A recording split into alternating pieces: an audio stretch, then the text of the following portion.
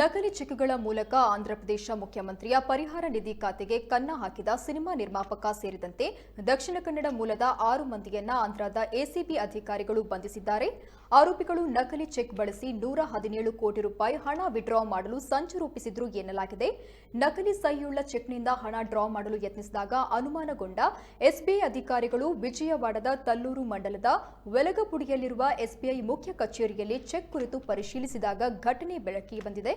ಬಂಧಿತ ಆರೋಪಿಗಳು ನೋಡಲು ನಿಜವೆಂಬಂತೆ ಕಾಣುವ ನಕಲಿ ಚೆಕ್ಗಳನ್ನು ಸೃಷ್ಟಿಸಿದ್ರು ಮತ್ತು ಅವುಗಳನ್ನು 3 ಬ್ಯಾಂಕ್ಗಳಲ್ಲಿ ಜಮಾ ಕೂಡ ಮಾಡಿದ್ರು. ಭಾರಿ ಮೊತ್ತದ ಹಣದ ವರ್ಗಾವಣೆಯ ಅನುಮಾನದಿಂದ ಎಚ್ಚೆತ್ತ ಎಸ್ಬಿಐ ಅಧಿಕಾರಿಗಳು ಪರಿಶೀಲನೆ ನಡೆಸಿದಾಗ ಸಂಚು ಬಯಲಾಗಿದೆ. ಇನ್ನು ಆಂಧ್ರ ಸಿಎಂ ಪರಿಹಾರ ನಿಧಿ ಖಾತೆಗೆ ಕನ್ನ ಹಾಕಿ ಬಂಧನವಾಗಿರುವ ಉದಯ್ ಶೆಟ್ಟಿ ಕಾಂತಾವರ್ ತುಳು ಚಿತ್ರರಂಗದ ನಿರ್ಮಾಪಕ ಆಗಿದ್ದು ಮೂಡಬಿದ್ರೆಯಲ್ಲಿ ಹಣ ಡ್ರಾ ಮಾಡುವಾಗ ಸಿಕ್ಕಿಬಿದ್ದಿದ್ದಾನೆ.